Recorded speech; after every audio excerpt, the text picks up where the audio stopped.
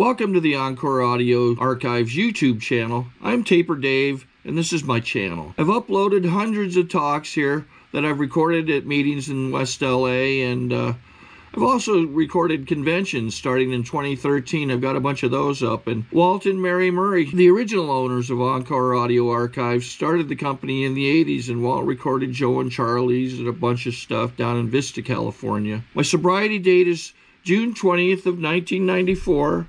I hope you find something you like, so please like and subscribe to my channel and comment down below. If you want to hear something that I don't have or that you don't see, I'll see that I get it. Anyways, take care and have a great day if you want to.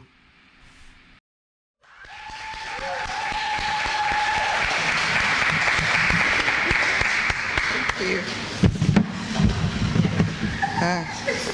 guys are getting the Ramona show tonight. I'm Ramona. I'm an alcoholic. The first thing that I want to do is to thank Casey for asking me to come here and speak. And the second thing that I want to tell you is that this is really not my favorite thing to do in the whole world. So I don't know what you're going to get, and we'll just have to see what happens. But I am going to tell you a little bit about what it was like and what happened and what it's like now. And what it was like for me was to be born into an alcoholic family in Southwest Texas in the late 40s. My dad was an alcoholic and came from an alcoholic family. He had two brothers and probably a dad who was an alcoholic. And my mom had, I believe, probably some alcoholism in her family too. I know she had lost a couple of brothers and a sister to alcoholism recently. So, and I think probably my other grandfather was alcoholic too. So, so that, you know, there is a lot of alcoholism on both sides of my family. I have a younger brother who's still practicing, and a brother-in-law who's been sober about 10 years, although he doesn't go to meetings. And so it's you know, it's real obvious to me that this is a family disease, and it's something that that is passed along in the genes. When I was about 4.5 years old, maybe a little, about 4.5 years old, my uncle, the night my sister was born, my uncle and my dad came to the hospital, both of them just stone drunk out of their minds, and the doctors ran them both out of there. And my uncle got sober that night, and at the end of this month, he'll be 48 years sober. And he doesn't go to meetings anymore, but he's still hanging in there. And he was one of the few people that suggested that maybe I might have a problem, and that I needed to be in Alcoholics Anonymous. And my dad, a couple of months later, got sober. They hung around together. They were buddies all through their childhood and everything else. And so when Uncle Mac went to AA, my dad just went with him. There's nothing else to do, I guess. And he lost his drinking buddy, so he just kind of, did that too. And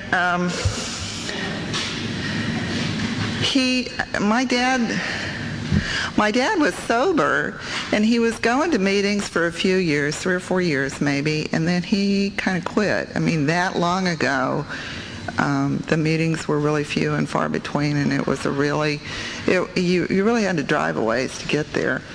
And so he quit going to meetings. And I had heard about alcoholism as a kid, and I knew that it involved drinking, and I knew that it was a disease because we heard all of that stuff, in the house. But I didn't know what the ism part was. You know, he wasn't drinking, so I never really associated the stuff that went on, the anger and the fighting and the behavior and all that went on in our house with alcoholism. And it just never occurred to me that was what that was. I didn't realize that until after I got sober, what was really happening there. And we did a lot of moving around when I was a kid. I think when I was in 8th grade, I went to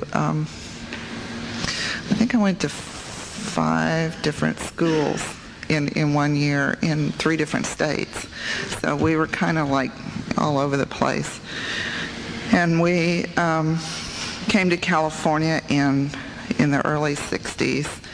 And, I never really felt like I fit in any place else, but I sure didn't fit in here. We lived in the Hollywood Riviera part of Redondo Beach. My aunt lived there, and we stayed with her.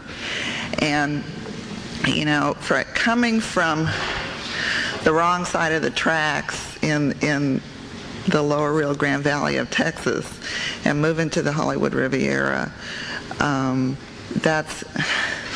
it's really a tough place to put yourself. It's just really, I really didn't fit in up there. Those kids all had money, and some of them were movie stars kids, and they knew how to be, first of all, they knew how to be Californians. I didn't know how to do that. And they were hip, slick, and cool, and I just didn't fit in. And so we moved around in Southern California a little bit and ended up back in Redondo Beach. And I think I started drinking. I think my first drink I can remember, must have been about 12 or 13. And it was at a party, and it was slow gin and Coke, which is what we drank when we were 16 or 15 in those days. And I can remember getting so sick on that stuff, and it took forever, to do anything to you. But boy, when it did, it was like, pow, it just really knocked you out. And I was so afraid to drink because I knew, I had been taught since I was a little kid that it was a bad thing to do. And I was really a good girl. I got good grades in high school and good grades in all through my school, and really tried to behave, and really tried to pay attention and be the ideal child, so that maybe there wouldn't be so much anger going on in my house and so much screaming and yelling going on. And when I turned, I guess I was 17, I met this guy, and we ran away and got married. We ran off to Las Vegas, and I was just old enough. I had just turned 18, I guess, when we left. And so I was just old enough to get married, by myself without having to sign for anything. And he was in the Navy, and he was from Detroit, Michigan. And I thought that was going to be the answer to my prayers. I was going to get out of that house where all that fighting and all that craziness went on. And from what he had said, he had a normal family, and so we were going to go back to Detroit and live happily ever after. And I had never been to Detroit before. I'd never been anywhere up there. And it just wasn't it. It just wasn't the right place for me at all. And his family wasn't this happy little family that I had heard about either. And so we ended up moving. He was working for one of the oil companies, and we were transferred to Chicago. And I went to work for an oil company there, and they offered me a job in Houston, Texas. And I jumped on it like that, And I said to him, because we had been married for a while by then, and I said, You can either come or not. Doesn't make a bit of difference to me. I don't care. Because I was ready to get out of the marriage by then anyway. And he did. He made the transfer down there. And when I went down there on my house hunting trip, I had relatives there. I had my uncle and a couple of cousins, and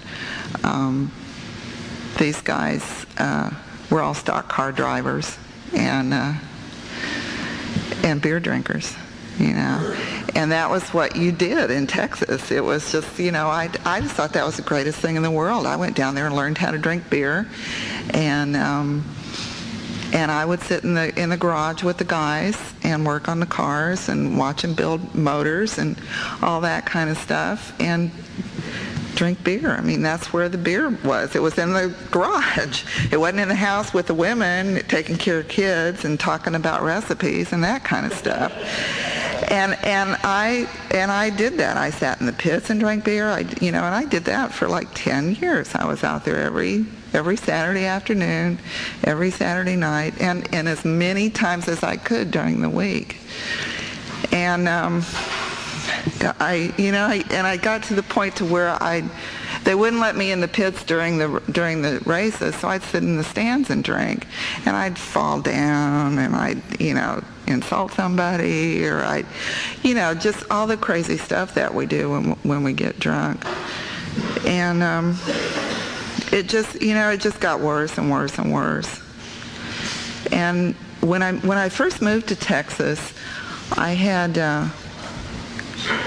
when I first moved down there, I had a really good job with a major oil company, had a brand new car, had a brand new house. I was married, and I was making more money than I'd ever made in my life.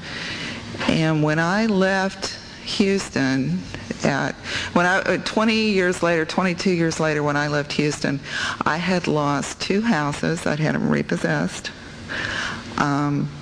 I had been through numerous cars. I'd been through numerous jobs. I'd been through 3 husbands. And I wound up working in a bar on the northwest side of town, mixing drinks. That's what I did. And that's what alcohol did for me. That's where it took me. That's where I ended up, and I didn't have a problem. It wasn't the drinking. It just wasn't the drinking. It was everything else that was going on in my life, and it was mostly everybody else's fault. And if they would just straighten up and fly right and do what I needed them to do, I wouldn't have to drink as much as I did, or I wouldn't get as drunk. I'd drink because that's what I did, but I wouldn't get drunk. There would be no reason for me to need to get drunk. When I lost the last house, when I got the repo papers on the last house, I ended up working in a bar and was to the point to where I wasn't even getting paid because I was drinking so much. I was drinking it all up. She was comping me so many drinks that my check was just gone, So I called my sister and whined to her about probably in the middle of the night, like we do. And she called my mom and said, you need to do something, because if you don't do something, she's going to kill herself. And my dad got on a plane and came to Houston and loaded me and my 2 dogs and cat up, and we came to Los Angeles, and I moved in with my mom and dad at, I guess I was 40 years old. And I lived there for about 6 months until I just couldn't stand it anymore. There was no drinking in that house. There was very little cigarette smoking going on there, and there was certainly no men around or, any, and it was boring. So I got enough money together where I could rent a little house, and I did that, and I moved to South Redondo and rented a really cute little house that had a little backyard for my dogs, and I also had a landlord who drank like a fish, and I just slid right in there, that was just the perfect place for me. And he had a friend. He introduced me to his friend, and his friend owned a sailboat in Long Beach, and I ended up dating this guy for a year and a half, and just doing the kind of stuff that I did when I was in those relationships, taking prisoners. There was never any relationship. It was me against you, and me trying to outdo you, and me playing games, and let me, see who can you top this kind of stuff, And I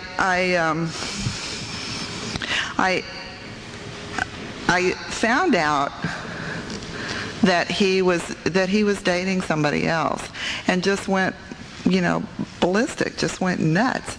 I went down to the boat. I was drunk. Imagine that.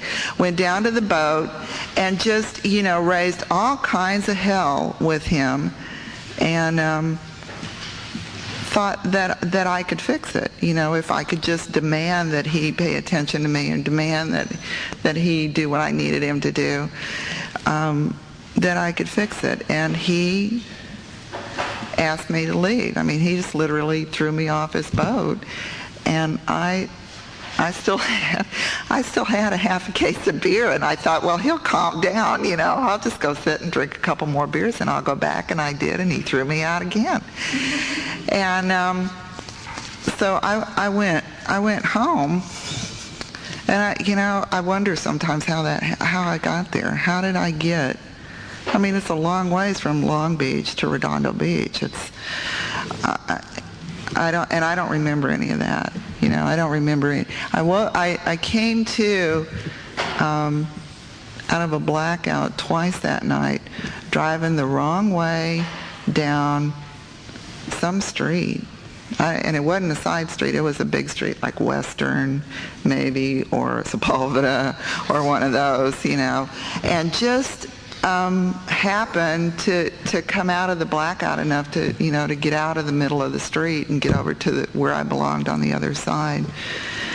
And the next few days, that was Labor Day weekend of 1989, and in the next few days or weeks, I was just miserable. I couldn't stop crying. I couldn't work. I couldn't do anything. And I was working with somebody who was seeing a therapist. And so I asked this girl for this lady's name, and she said, now this woman is her specialty is in drug and alcohol abuse. And that's what she does. She's a drug and alcohol counselor. And I said, well, good, because this guy that I'm dating, I think he's an alcoholic, and maybe she can tell me what I can do so that I can help him out. And so I went to see this woman, and she talked to me for about 20 minutes, and she said, honey, you need to go to Alcoholics Anonymous. And nobody other than my mother and my uncle had ever told me that before, I respected this woman a lot. She was a professional, and she obviously knew what an alcoholic looked like, but I didn't know that she was one. She had already been sober 20 years, and I didn't know that. And so I went. She, in fact, I just went to I saw her Tuesday, saw her celebrate her 30th birthday on Tuesday, which was just the neatest thing in the world. She had a little party, and there were about 50 people there. We counted 739 years of sobriety. It was just incredible. But I went to my first meeting. I had somebody that she knew. I called her, and she came and took me to my first meeting, and it was the Palos Verdes Thursday night meeting at the little church there. And when I walked in the door, here were all these people. That's a big meeting. It's a big speaker meeting. all these people standing around laughing and hugging and talking and smiling, and and I thought, well, we must be in the wrong place. This can't possibly be. It sure wasn't anything like I'd seen, when I'd been to meetings with my dad. And the guy that was the speaker, we sat in the back. We sat in the back so that I could smoke. And I don't remember who the speaker was. I couldn't tell you today who he was. I have no idea who led the meeting or any of that stuff. But I do remember him saying some stuff about the way that he felt about his feelings, about not fitting in, and about feeling like he had been dropped from another planet, or feeling like there was a rule book and everybody else had it but him, And those were all the feelings that I had had all my life. And I had never heard anybody talk about that stuff. I had never heard anybody, especially a guy, I had never heard anybody express those kinds of feelings. And I kind of thought, well, maybe if this is what you guys do, maybe I can do this. This is certainly better than what I was doing. Because that wasn't, that didn't get me anywhere. So the next night I went to a meeting by myself, and I thought they were all big speaker meetings. I didn't know that there were some little discussion meetings where everybody has to share, and it came my turn to share, and I was just terrified, absolutely terrified. But I heard a woman there who said that she was a grateful alcoholic. And I had never heard anybody say that before either. And I thought, oh, God, how, a grateful alcoholic. And I just thought, now I'm waiting for all the gooey stuff to come and oh, please. And, she started talking about what she had got from Alcoholics Anonymous, how her life had changed, and how she had progressed in her sobriety, and what recovery had done for her. And she'd been sober a long time, and I figured that anybody who could go without a drink for that long, there had to be something going on. There had to be something going on there, because I never had seen that before. I had never seen that kind of stuff in AA. I had seen people just didn't drink, and that's all I knew. And so I started going to meetings, and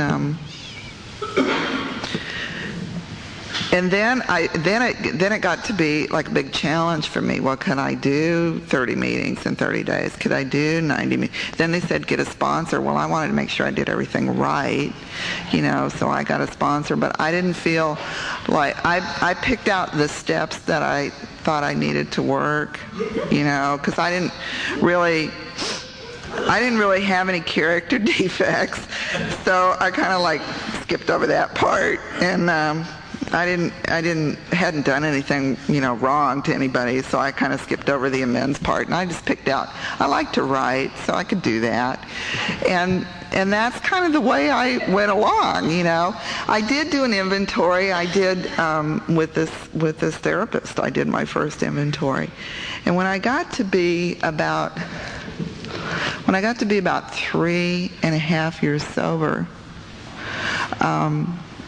I started coming to this side of town. I started coming to meetings up here, and I started coming to this meeting.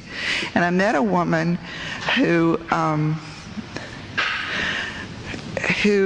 knew herself better than anybody I'd ever met in my whole life. And I really liked that. I really wanted that. And I asked her to sponsor me. And she drilled the 6th and 7th step into me for the next 3 years. I mean, it seemed like that was all we worked on. We were just constantly back in those character defects, back in that those shortcomings, and what's your part in this, and how do you fit into this, and how does that relate to what you do? What is it that I'm doing that's making me feel like I'm feeling? And I learned so much from that. I learned so much from her. I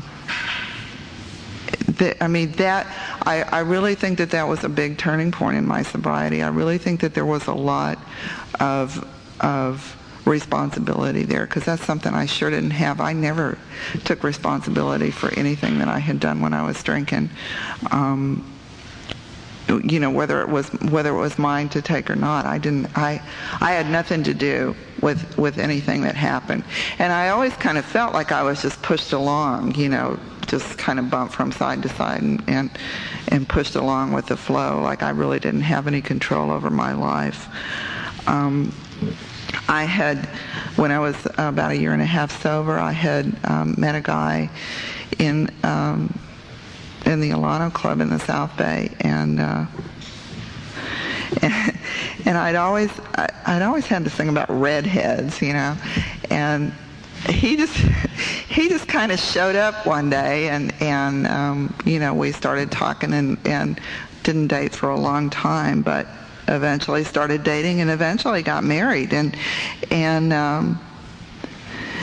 that's been a real growth process for me. I mean, that's not something that just like happens right out of thin air either. That's the hardest part, I think, of my sobriety, has been the relationship. And we have a great relationship, so even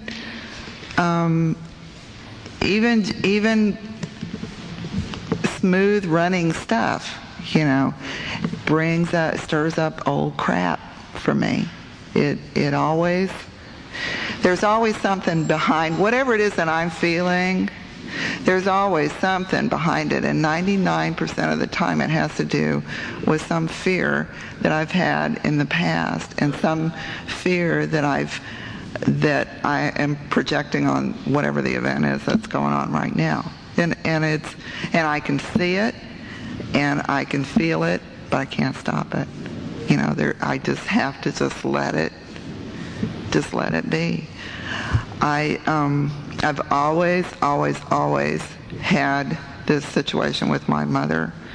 My dad died when I was right before I turned 3 years sober, and my mom fell and broke her hip about a year later, and so I decided that the way to make amends to her would be to move in with her. Well,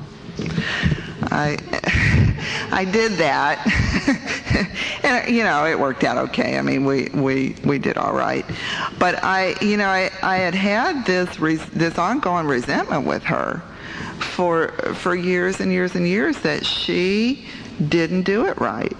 She didn't raise me right. She didn't care enough about me. She was so involved in her own selfishness, and so wrapped up in her own life, that she had these kids, and she just kind of just let us wander around, and I could get real dramatic with this, like we were all, we were these slaves that were made to wash dishes and scrub floors and do all these terrible things. But I hung on to that resentment. I kept it for a really, really, really long time.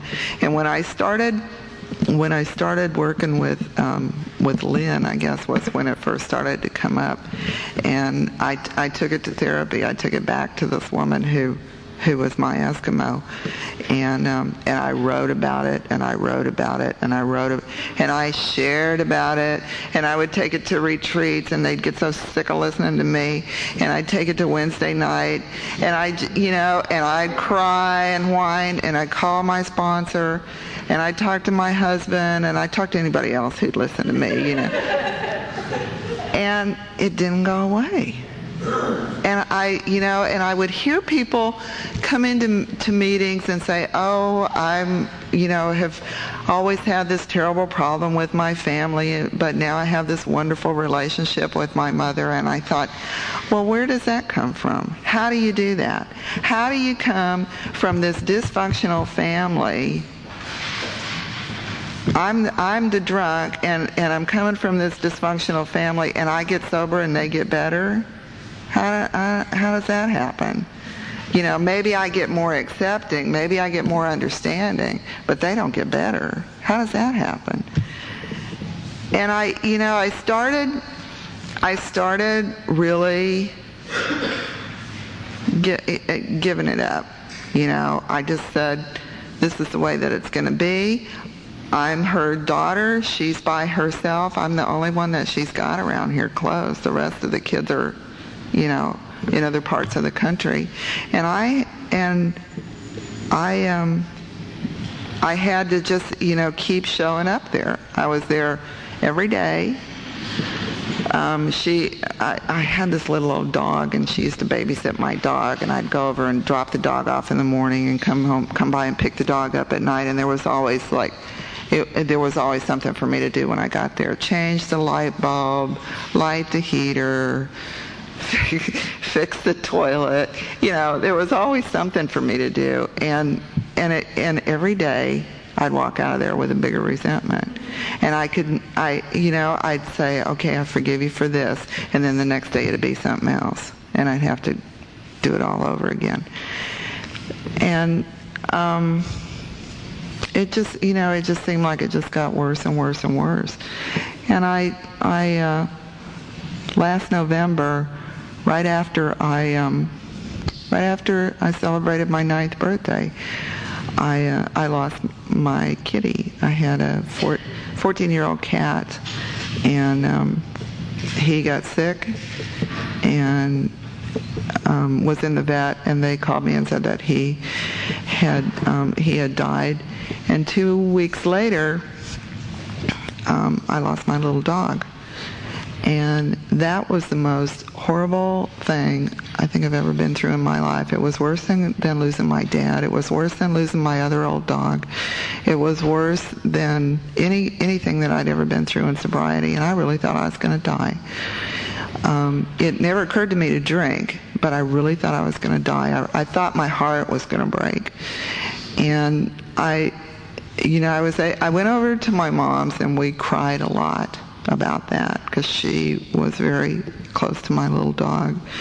And in February, I went over to her neighbor called and said that she was sick, and I went over there, and she couldn't get out of bed. She didn't have the strength to get out of bed. And I called the paramedics, and they came and took her to the hospital. And she had gotten a urinary tract infection, and she had a really high temperature.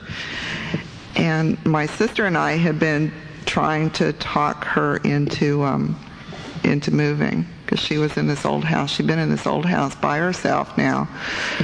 She'd been in the house for 35 years, and she'd been there by herself for 7 or 8 years.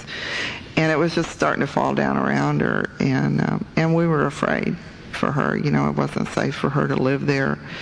And so when she ended up in the hospital, I called my sister in Oakland, and I said, get down here because she's not going home. We're going to find some place, for her to live.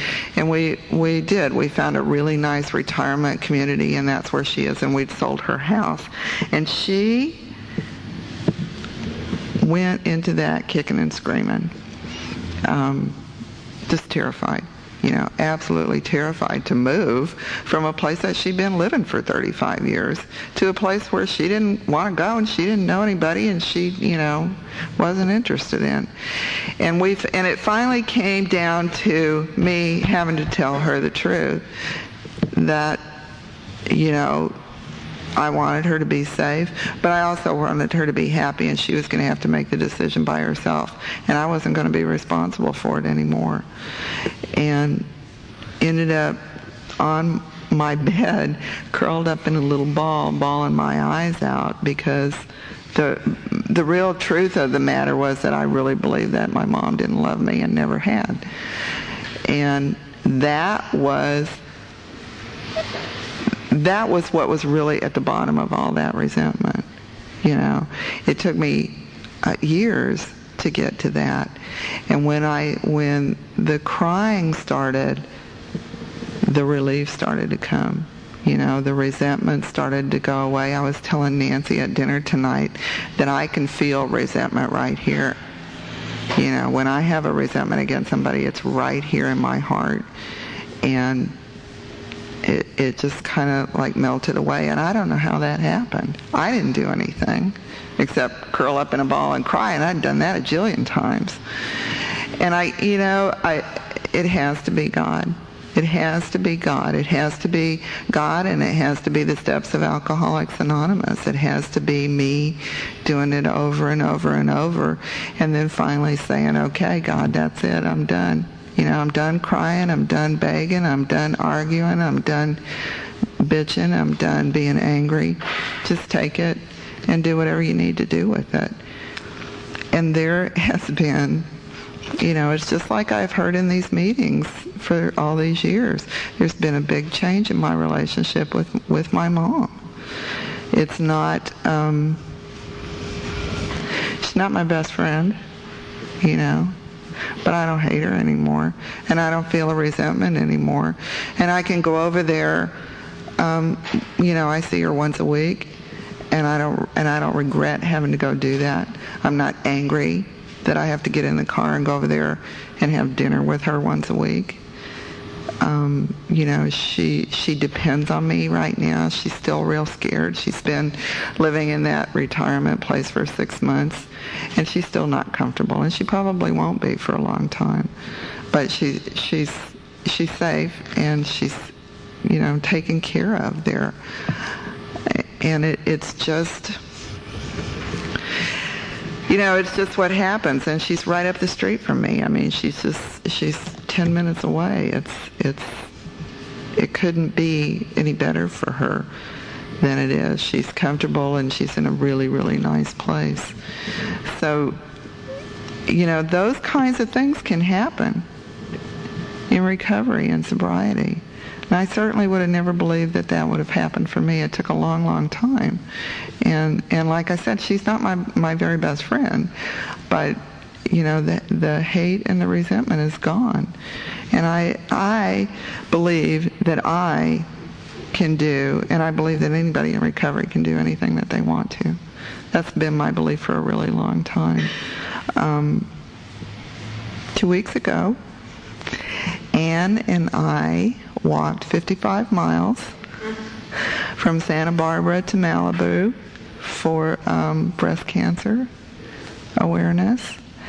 And we did a lot of training for that.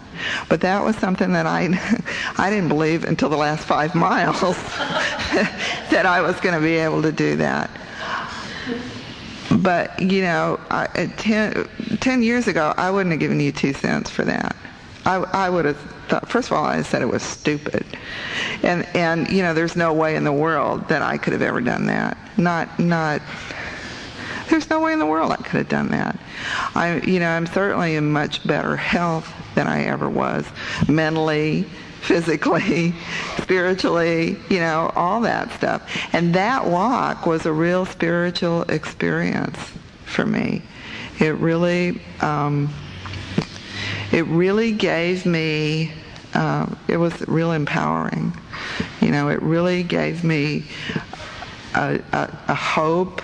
It really gave me some kind of a feeling of accomplishment and something to really be proud of. It was really a great thing for me to give myself for my 10th birthday. It really was.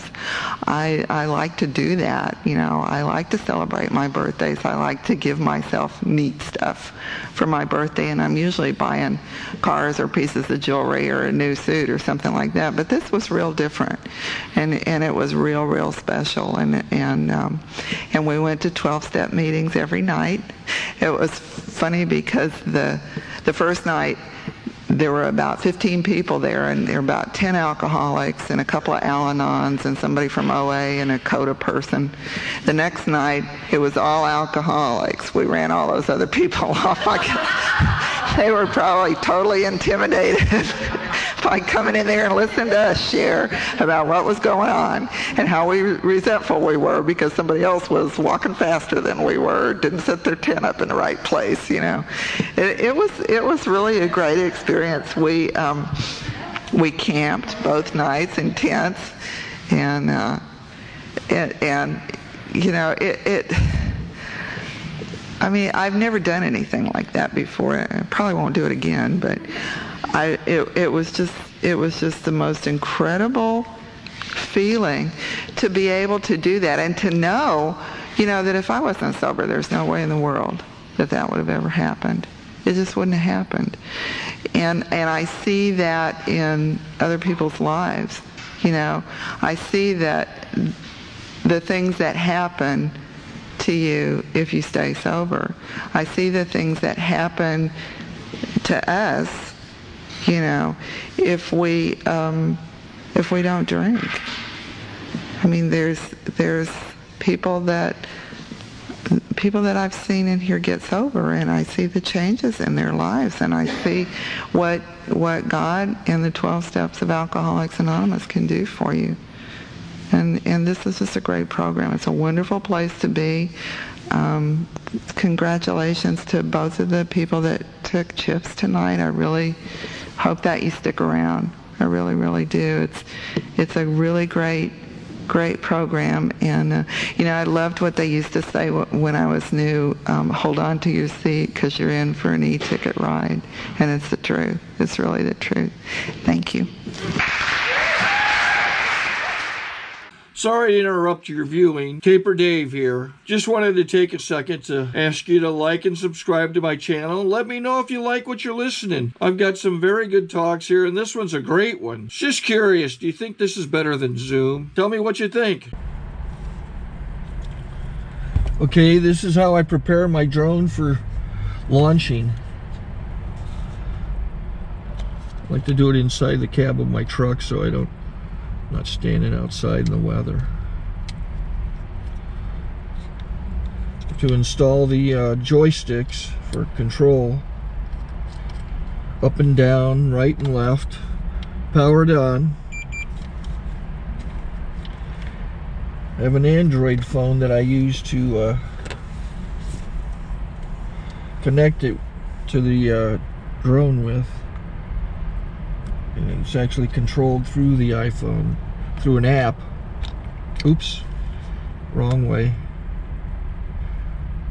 It's actually controlled through the iPhone, or through this Android phone, through the app. It's actually controlled through the Android phone, through an app, and you connect it through this short connection right here.